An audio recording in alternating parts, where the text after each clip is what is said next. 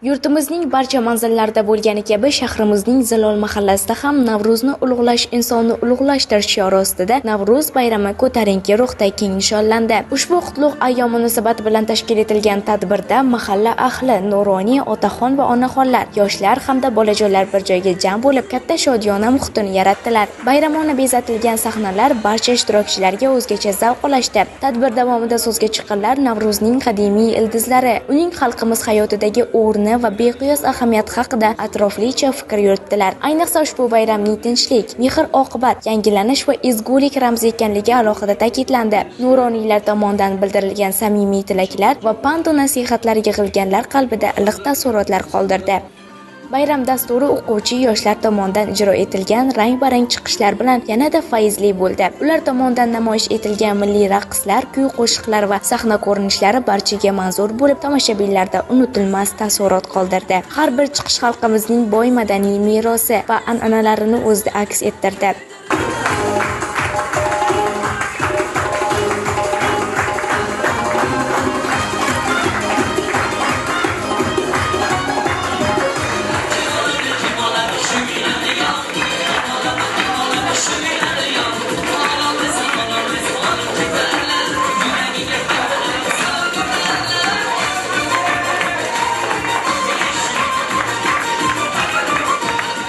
Tadbir yakunida esa mahalla ahli uchun bayram dasturxoni yozilib, milliy taomlar tortiq etildi. Navro'z bayramining asl mohiyati insonlar qalbini birlashtirish, mehr-oqibatni mustahkamlash ekanligi yana bir bor namoyon etildi.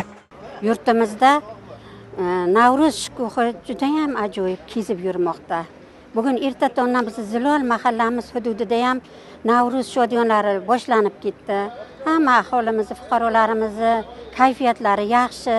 Bizda bugungi Navro'z ayyomimizga shahar mahallalar uyushmasidan, shahar nuroniylar boshqarmasidan, barcha o'zimizning mahallamizda faol nuroniylar, oqsoqollari, hamma aholisi yaxshi kayfiyat bilan mana shodiyonamizni davom ettirish uchun kirib kelishdi.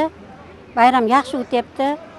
Avvalambor Navro'z yurtimizga tinchlik, osoyishtalik olib kelsin. Prezidentimiz omon bo'lsalar, bizga mana shunday tinch sharoitlarni, tinch zamonlarni yaratib berganlari uchun Navro'z yurtimizga mulkchilik olib kelsin. Dasturxonlarimizga, xonadonlarimizga tinchlik, omonlik, baraka olib kelsin.